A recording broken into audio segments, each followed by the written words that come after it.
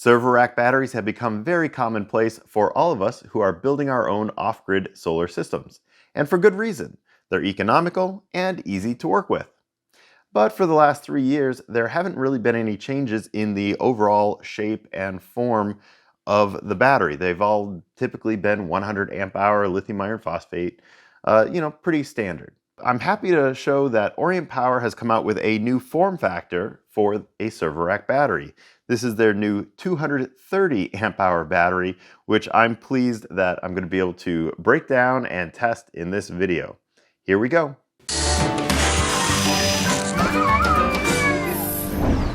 Hi, I'm David. Welcome to my channel where I'm on a mission to take my house and garage off-grid. This is Orient Power's new 230 amp hour server rack battery.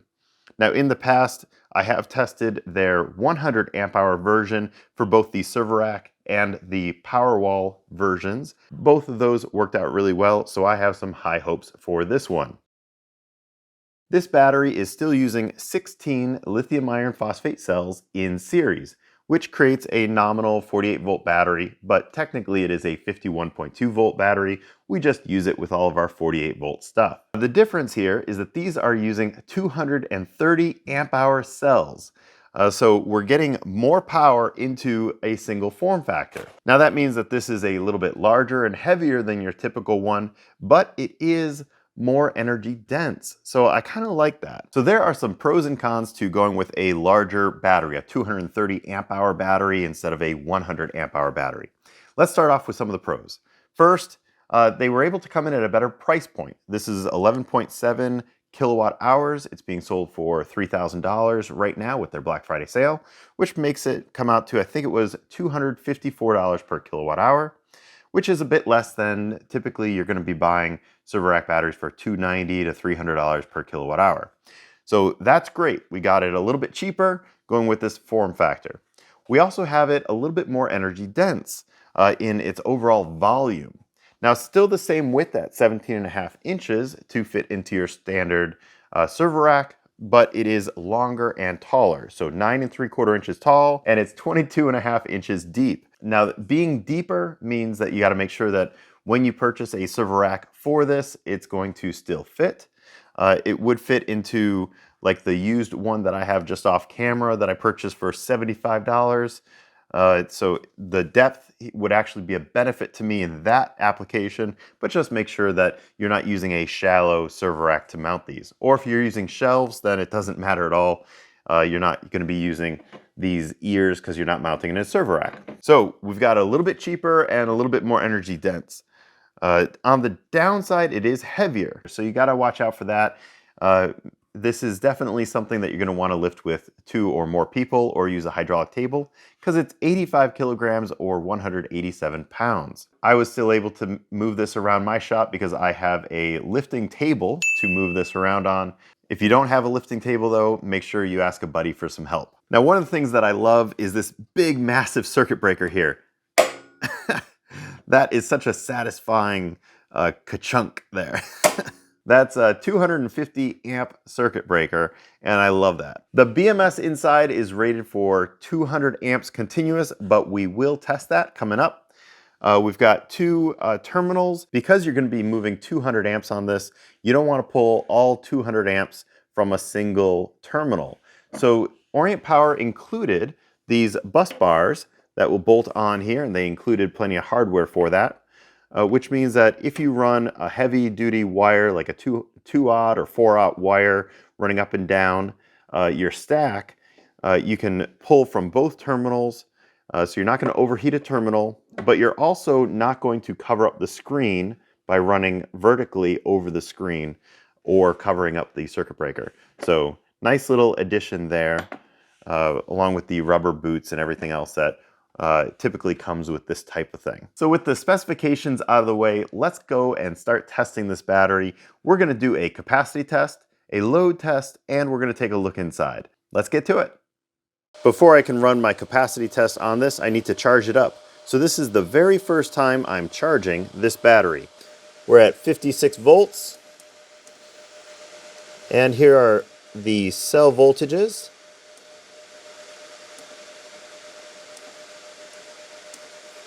and 99.9%. So we're almost there. Nearly done, and then we'll start our capacity test. This battery is fully charged, 100%. So we are ready for our first test. Capacity tests are supposed to be done over 5 hours, so we'll try to pull about 2.3 kilowatts from this. Now all the power will be run through this Victron shunt. I've got the Victron shunt inside this plastic box. That will connect with Bluetooth to a cell phone and we'll be able to monitor it. That'll give us our total capacity readout. I'll have a timer. The power is going into this inverter, which is putting out 240 volts. And then we've got a charge inverter down here. I'll be charging my other battery bank so we don't just waste the electricity. So let's kick the whole thing on, begin the test, and then we'll catch back at the end. First thing will be the circuit breaker. Gosh, I like that circuit breaker. Such a good feel to it. And then we'll kick this on. Turn on our inverter. And we'll have to wait till we see the 240 volt display up on the front. Let's change this to 230 amp hours.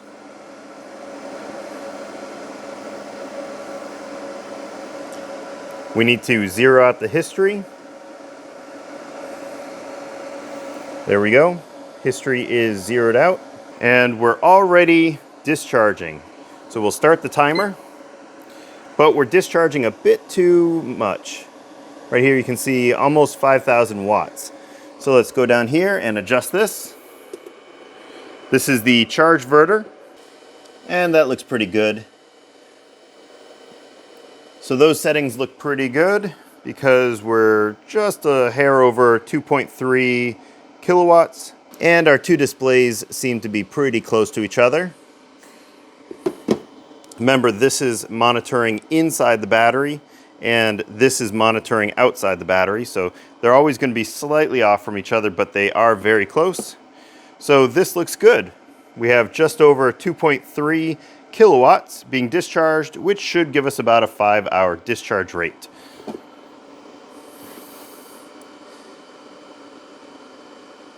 It's running along well, and we will catch back in 5 hours and see how we did. We are almost done with the capacity test. Let's see how we're doing at almost 5 hours in. All right, well, we're 1 amp hour away from 230, but we've already hit 11.8 kilowatt hours. So we hit that rating.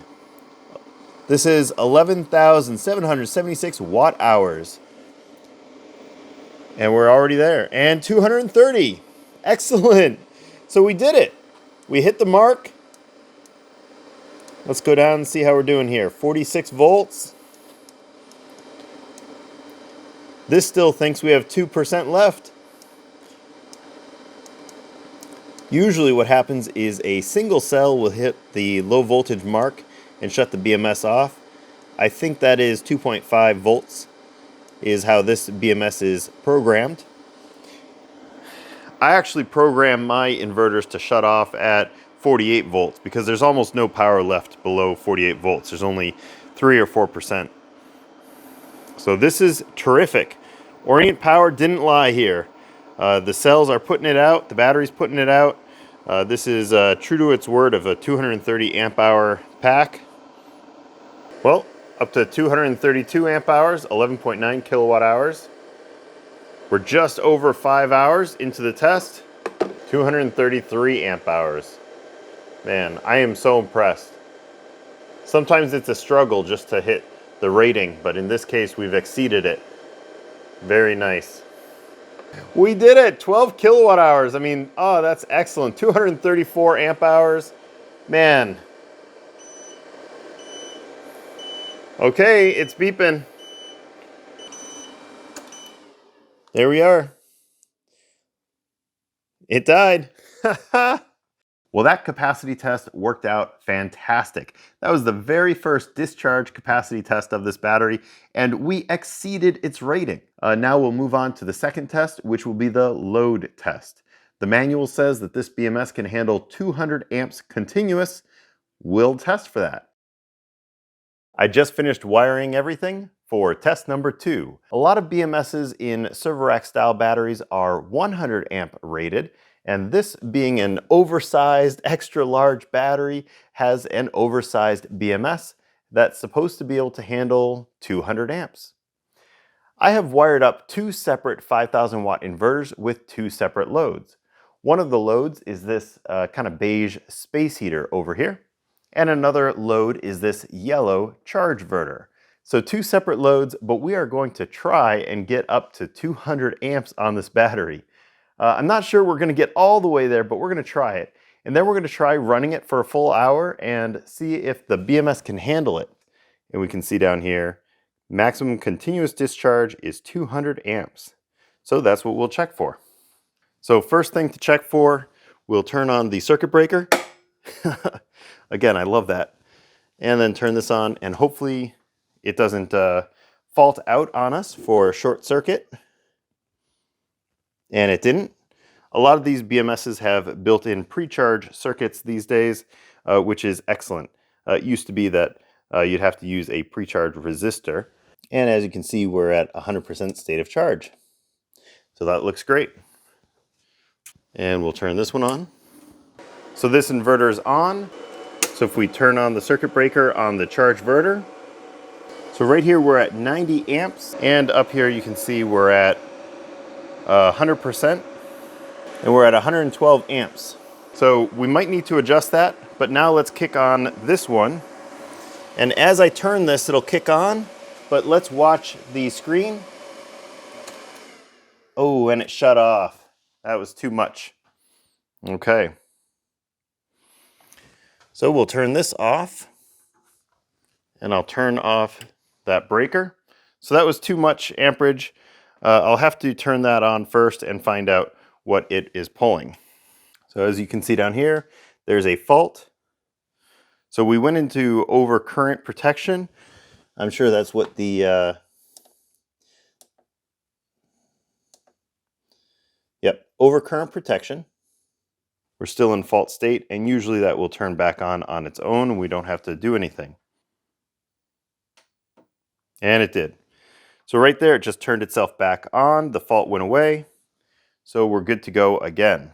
We just went into the second overcurrent protection fault. Now I'm trying to pull too much from it currently, so I'm trying to dial it in down here on this yellow charge verter and get it to just under 200 amps. I want to get as close as possible, but I don't want to go over it. Let's keep trying. So that is already on. So let's check out what we're doing here. We've already got 95 amps on it. And then down here, let's take a look. This says 31 amps. So we'll kick that on. All right, so you can see we're already up to 173 amps. And it shut off. I was only at 173 amps and it shut off. All right, so I gotta shut this down and try to find out what's going on here. Okay, I just took the cover off and we are about to check all the torques. This will be a load test after I have gone in and rechecked the torques on all of the cells. Okay, so I'm gonna turn this on, but I'll keep the camera up here.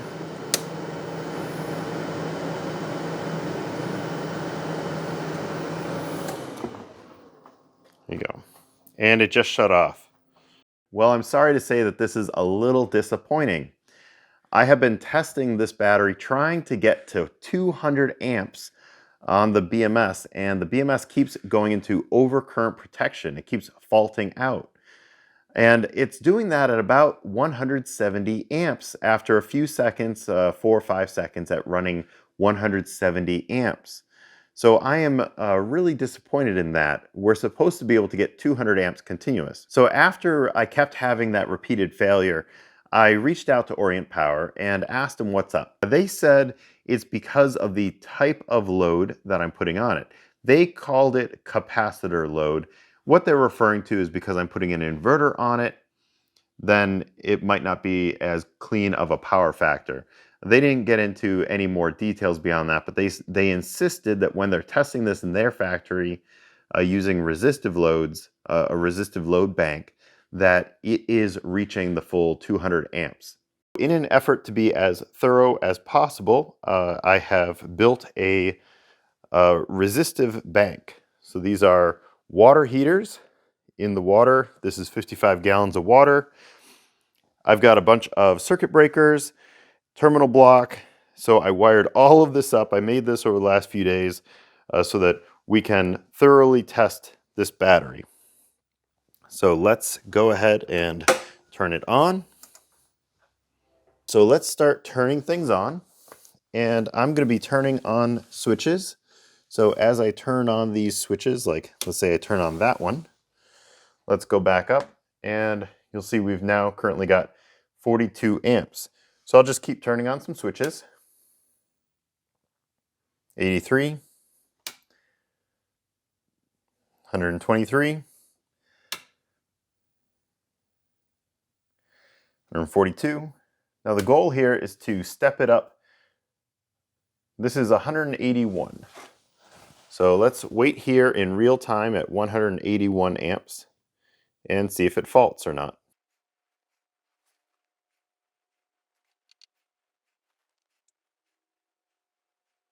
I just started the timer, so we're probably 1 minute in. We're probably at 15 minutes total runtime because I didn't start that right at the very beginning.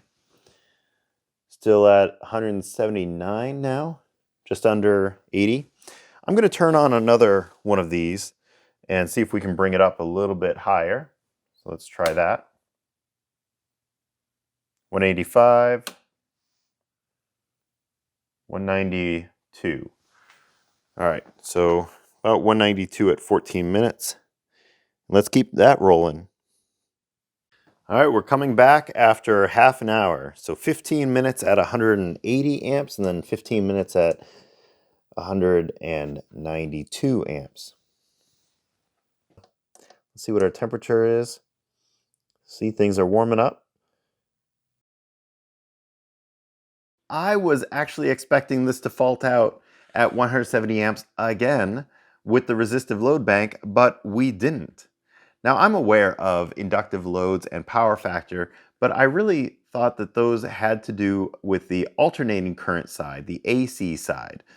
I didn't think it would affect the pull from the BMS on the DC or direct current side, especially because when I was testing their 100 amp hour battery, I was testing it with an inverter and a load, and it still pulled the full 100 amps rated from their 100 amp rated BMS.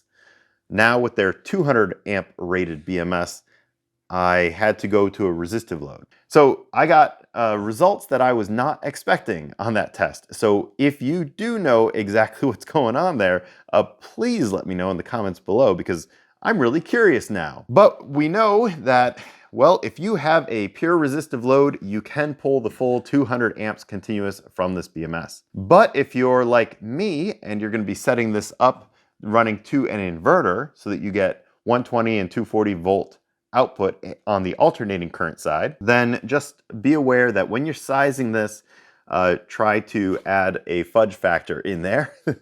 So I would say for sizing purposes with an inverter, pretend that this is a 150 amp rated BMS. Now Orient Power followed up with me on this and they said that you can connect up a computer and change the overcurrent protection settings on this BMS.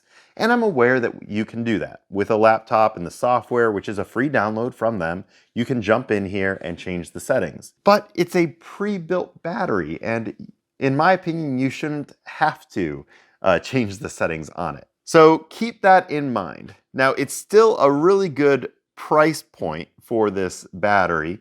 So it's not like they're robbing you, but and it did technically do the 200 amp rating when it was pure resistive load, but I don't know.